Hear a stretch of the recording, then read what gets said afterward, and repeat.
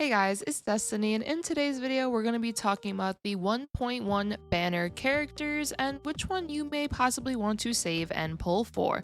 Without further ado, let's get straight into it. Just a quick mention, there is also a new 4-star that will be coming, and her name is Yukong. Yukong seems to be a Harmony class character, and from what I've heard, she also is supposed to be imaginary, which I think is really cool because now we have more imaginary options outside of Welt. That's really good because now our roster for imaginary characters will be opening up, which that might actually be something that you may be interested in getting, since a lot of people do not currently have Welt, so that may be a reason you may actually want to pull on these banners just for the imaginary character. Of course though, now let's get into these actual characters. What do they do? I'm going to begin real quick with Silverwolf. In my opinion, at least for me, is a character I'm 100% going to try to get, because Silverwolf allows a lot of things that currently is not, I guess, prevalent in the game. By this, what I mean is Silverwolf is a character who is, a debuffer, she's also quantum, but what makes her unique is that she has a chance to inflict targets with one weakness of the same type as a random ally for numerous turns. What this means is, let's say you have Himiko on the team beside Silverwolf, or it doesn't even matter if they're beside each other. Point is, they're on the same team. When Silverwolf uses her skill, she has a chance to inflict the enemy with the weakness type. What's really good about this is, let's say it's Himiko's type. So now the enemy is now weak to fire. So now Himiko is able to weakness break them better. She's able to get rid of that toughness meter as soon as she can, which is really good because now this allows for either you can do mono comps, or it can possibly allow for, let's just say, all your characters are, as I like to call it, super effective to the enemy. Well, Silverwolf will allow you to now have all your characters possibly be super effective to the enemy, and it's really good that Silverwolf allows this to happen, because personally I am really excited to possibly use her in the future on a mono element comp. A comp I have in mind is with Zila and any other future quantum characters we have. I do really like quantum, as most of the characters that come out that are quantum or have been shown to be quantum, I do like their designs a lot, so I'm very excited for that.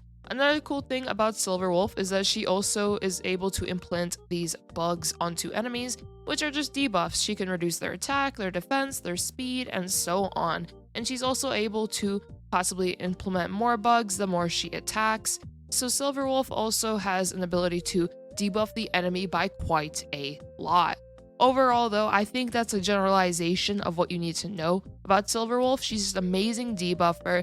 Of course, we don't know exact percentages or number values until she is here, which is why I'm not mentioning it in this video, but do know that Silverwolf will be an amazing debuffer. The weakness type thing that she's able to do, in my opinion, I won't say it's per se game breaking, but it definitely shoots her up for how good of a character she is, because we currently do not have any more characters that are able to do this. So I think she is incredible, and I personally will be pulling for her. Once again, though, those mono comps, I really want to use mono comps in the future, especially with her. Additionally, if you are enjoying the videos so far, make sure to hit the subscribe button and let's carry on. Now, Luocha is pretty cool as well, and he's actually looking to be a really good healer. Luocha is a character that does healing a bit differently, and he has this thing called the Abyss Flower.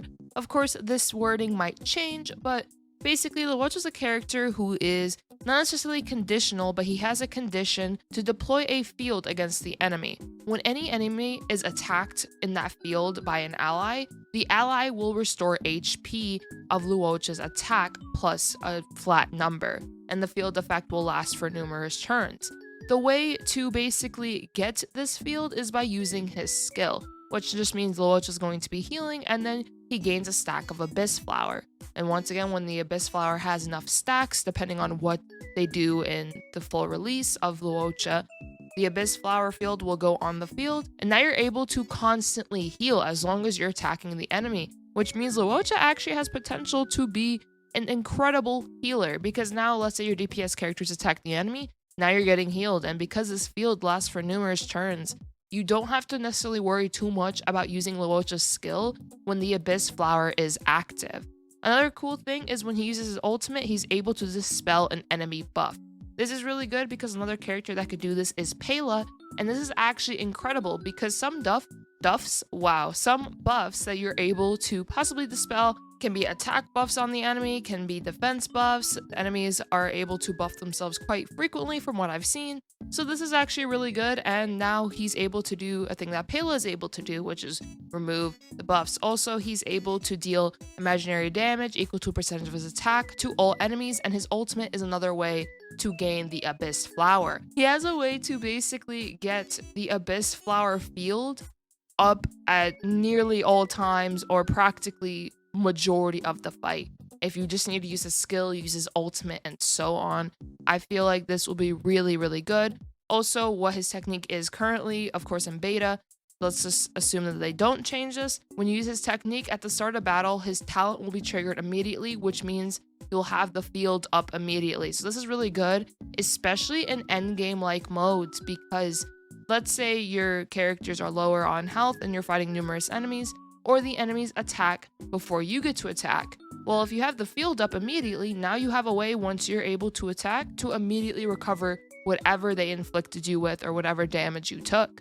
Another cool thing is that his skill removes a debuff as well from a target ally through one of his traces, assuming they don't change this, which is incredible because he also has cleansing, which can definitely matter quite a lot in a fight if your debuff that you are inflicted with is possibly hindering you from doing enough damage or is whittling down your HP. Another cool thing about Luocha is that he also has resistance to crowd control debuffs in one of his traces, which is really good because now he will not be inflicted with debuffs, at least the crowd control debuff, as frequent, which is really good for him being able to keep up his sustainability, keep up what he's doing with his field, his heals, and so on. And there's not much that will really stop him from being able to be a consistent healer on your team. Once again, also, he is imaginary, so that is really good as well.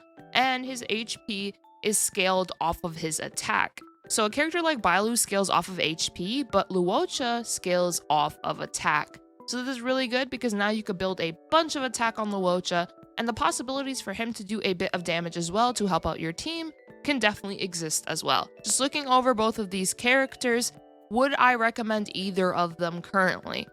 For both of them, I would absolutely say yes. If you are interested in either character, so far from what I've seen, they're looking really good. Of course, I would say to wait until full release, just see their kits finalized, and then 100% know, okay, this character does this character does that, and you'll be able to make a firm decision from there. But personally, if they keep them relatively similar, I would highly recommend both of these characters. You're missing out on a healer, you don't have a really good shielder, or you just really, really want a new healer and an imaginary character, Luocha is right there for you. If you want a really good debuffer that can allow some, in my opinion, nonsense with possible mono comps, then I would recommend Silverwolf. I think both of these characters are incredible though, and would recommend players possibly save for them. Now, of course, if you guys want Jingyuin or you still want Zila, I would recommend you pull for them as well, because they are both still highly good DPS characters. I do think it kind of sucks that HoYoverse decided let's release two incredible supportive characters in 1.1, but I think it's okay. I do think everyone needs to make a decision though on, do you guys want your DPS characters like Jingyuin, Zila, or do you guys really want your supportive characters like Silverwolf and Luocha here? Because I feel like all of these four characters are really good. Personally, once again, I'm on the Silverwolf train. I really want Silverwolf. I will be kind of tempted to pull Luocha though, because he does look really good as well. So it's just things to consider, and at the end of the day, pull whatever character you want, but just keep in mind, I do think both of these characters will be really good for endgame, and I think both of these characters will be phenomenal to have on your team comps, as in my opinion, I feel like you can slap them on majority of teams, and they will work wonderfully. But I hope you guys enjoyed this video, and if you did, make sure to hit the subscribe button. Let me know in the comments down below, which one of these two do you want, or are you still saving for Jingyuin? Are you still going for Zila? Just let me know, or if you're saving for the future, possibly waiting for Kafka, that can also be an option as well. I hope you all have a nice one. Peace.